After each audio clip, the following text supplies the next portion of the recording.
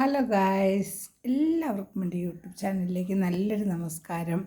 പിന്നെ ഞാൻ ഇന്ന് നിങ്ങളോട് ഷെയർ ചെയ്യുന്ന ഒരു പ്രധാനപ്പെട്ട കാര്യം, നമ്മൾ അമ്പലങ്ങളിൽ പോകുമ്പോൾ അനുഷ്ഠിക്കേണ്ട ഒരുപാട് കാര്യങ്ങളുണ്ട്. എല്ലാവരും അമ്പലത്തിൽ പോകുന്നു, പക്ഷേ അവിടെ ചെന്നിട്ട് എന്താണ് ചെയ്യേണ്ടതെന്ന് ആർക്കും അറിയില്ല. എന്നാൽ മതപ്രഭാഷണങ്ങൾ കേൾക്കുകയോ അവ അംഗീകരിക്കുകയോ അല്ലെങ്കിൽ അവ അനുസരിക്കുകയോ ചെയ്യുന്നില്ല എന്നുള്ളതാണ് മറ്റൊരു കഷ്ടം.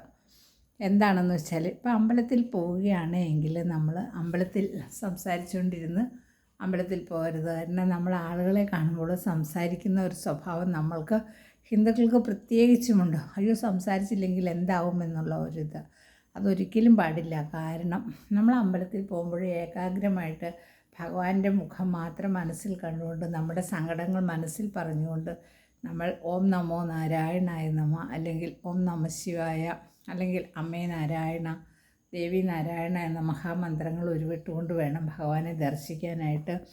അതുപോലെ തന്നെ നമ്മൾ നടയുടെ സൈഡിൽ ചെരിഞ്ഞ് നിന്ന് വേണം ഭഗവാനെ തൊഴാനായിട്ട്. നേരെ നിന്ന് തൊഴരുത്. അതുപോലെ പ്രസാദം കിട്ടിക്കഴിഞ്ഞാൽ നമ്മൾ നടക്കൽ നിന്ന് തന്നെ പ്രസാദം തൊടും, പൂവ് താഴെ ഇടും. ആ പൂവ് ചവിട്ടാൻ പാടില്ല. ഭഗവാനെ അർപ്പിച്ച ആ പൂവാണ് ഭഗവാന് വേണ്ടി അർപ്പിച്ചിട്ടുള്ള ആ പുഷ്പങ്ങൾ നമ്മൾ നിലത്തിട്ട് ചവിട്ടാൻ പാടില്ല. നമ്മൾ ചെരുപ്പിട്ട് ചവിട്ടും, അല്ലെങ്കിൽ കാലിൽ കൊണ്ട് അവയെ നോവിക്കും.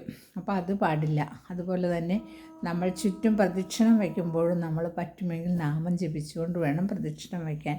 അതുപോലെ പ്രദക്ഷിണം വയ്ക്കുന്നത് നമ്മൾ 3 പ്രദക്ഷിണം, 5 അല്ലെങ്കിൽ 7 അല്ലെങ്കിൽ 9 അല്ലെങ്കിൽ 12 ഇങ്ങനെ ആയിരിക്കണം. ശരാശരി 3 പ്രദക്ഷിണമെങ്കിലും വയ്ക്കണം. അപ്പം അത് ഭഗവാന്റെ മടിത്തട്ടാണ്. മറ്റേതെല്ലാം അദ്ദേഹത്തിൻ്റെ കൈയും കാലും എല്ലാം ചേർന്നതാണ്. അപ്പോൾ ആ മടിത്തട്ടിൽ അതിൻ്റെ പുറത്ത് നമ്മൾ ചുറ്റും പ്രദക്ഷിണം വയ്ക്കണം.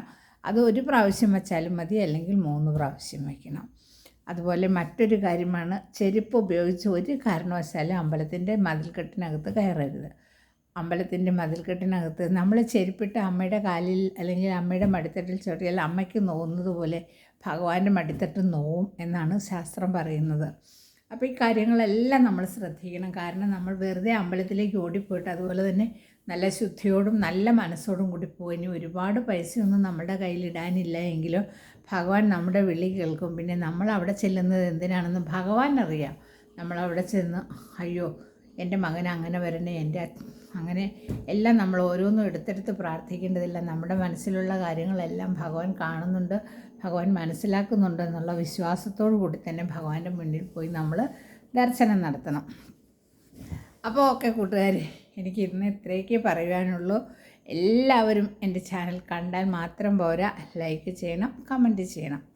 ഓക്കെ കൂട്ടുകാരെ, ബൈ.